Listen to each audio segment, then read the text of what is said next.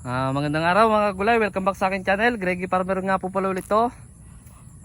Bali ngayong araw na to mga kagulay, magpipi-harvest tayo mga kagulay, pang 5 harvest. Ito nga siya, kung mapapansin nyo mga kagulay, kahit naharvestan na siya, may mga malalaki pa rin.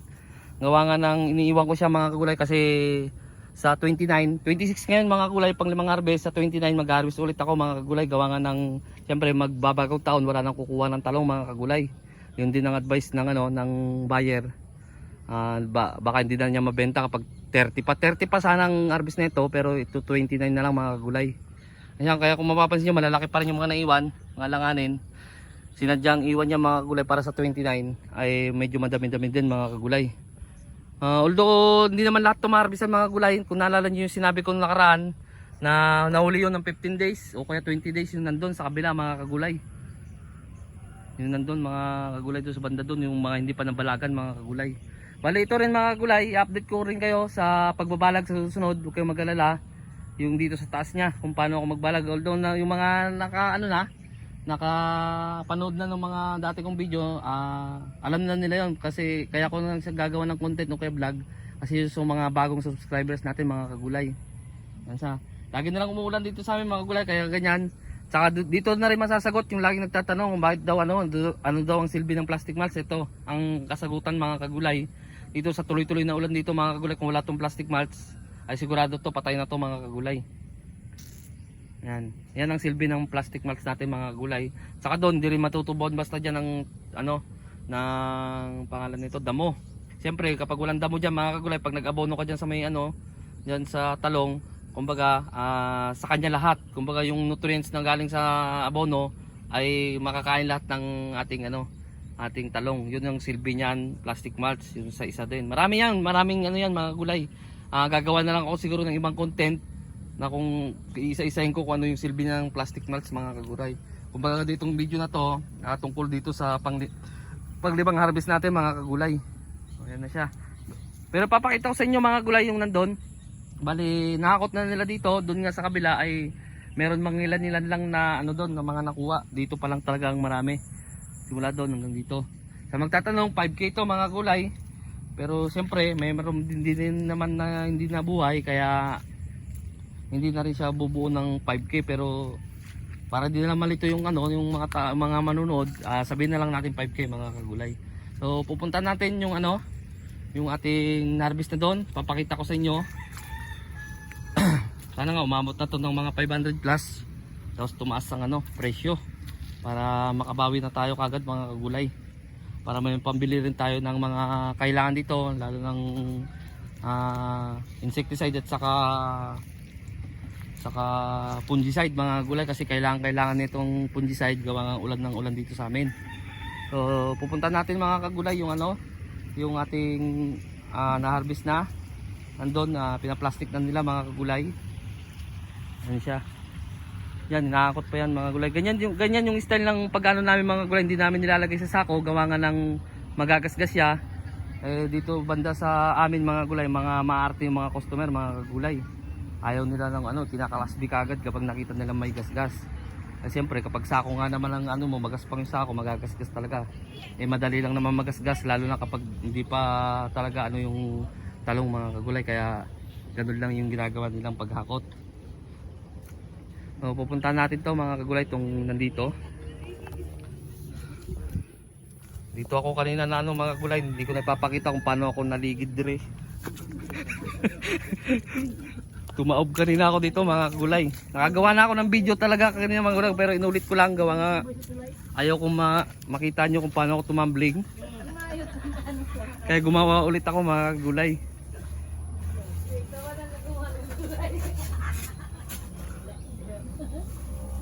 Gulo-gulo yung vlog mga kagulay kasi tumambling yung vlogger eh.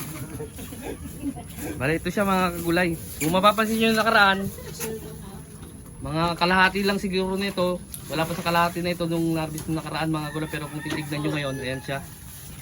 Ayan. Malalaki na siya mga kagulay. Ayan siya.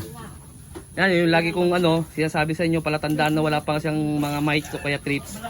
Green na green pa rin to mga kagulay.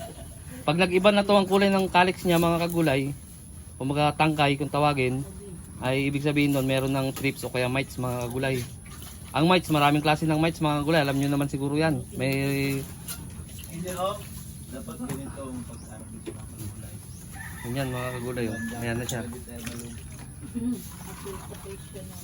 Ayan siya. Dito sa ano. Ayan na. Although maraming mga mga kagulay, maraming kinainan ng ng mga mababait. Ayan siya, mga street pa, sayang nga. Ayan oh. Mga nasa 20 kilos na siguro yan mga kagulay. Aguliti, kayo nag-video ko. Ay, kagulay. Sa mga nag-iintay ng nag-abang ng update doon sa Ampalaya, baka sa susunod na araw mga kagulay, update ko kayo doon sa Ampalaya at saka Sitaw mga kagulay. Bali Galaxy Max F1 yung natin doon, tinanim natin doon ang Ampalaya. At saka doon sa Sitaw naman ay Makisig. Makisig yung ating tinanim doon mga kagulay. Ay siya, inakot pa lang mga kagulay oh. Bali yung Ampalaya nandun, yung pinasilip ko nga sa inyo noong nakaraan nandun. Sa bandang doon mga kagulay. Tapos sa mga January siguro katapusan, makakapagtanim tayo ulit ng mga 4,000 siguro na na talong at saka atsal na 4,000 din mga kagulay. Tapos yung dito, ito sa Mayo na yung kalahati na ito mga kagulay. Tapos October naman yung kalahati niya mga kagulay. Kumbaga sunod-sunod lang siya, hindi namin tinanim ng isahan lang mga kagulay. Kasi mahirap kapag isahan lang, tapos maabutan ka ng tagmura ng kung anong itatanim. Mahirap makabawi mga kagulay, kaya ganun na lang, hagdan na lang yung ginawa namin pagtanim mga kagulay. Kumbaga every 2 months o kaya every 3 months ang tanim namin mga kagulay, para wala na rin naman siyang putol, para kumbaga makaabot talaga kami sa mataas na presyo mga kagulay. Ganun na lang yung kumbaga diskarte namin dito na pagtatanim. Kasi kung di-discarte yan, kung halimbawa ito tataniman mo lahat to ng talong mga kagulay, tapos maabutan mo yung tagmura, talagang mapapamura ka rin mga kagulay. Kaya ganoon na lang yung diskarte, hagdan na lang siya every 2 months o kaya 3 months tanim ng talong o kaya ampalaya. Ganoon na lang yung diskarte yung ginagawa dito mga kagulay, para kumbaga makaabot tayo ng mga matataas na presyo mga kagulay. So ayun mga kagulay, hindi na ako magtatagal. Kumbaga in-update ko lang kayo dito sa sa panglimang harvest. Ito nga sa magtatanong kung anong variety ito. Ito po ay Calixto F1 ng Swiss Seed. Lahat naman po ng tinatanim ko dito ay Swiss Seed mga kagulay company. Lahat ng ko dyan. Tapos lahat din ng ginagamit ko dito mga insecticide o fungicide o kaya abono ay Agronica product mga gulay. Bio Agronica. Ayan siya. Although gumamit na rin ako ng ibang pulyar.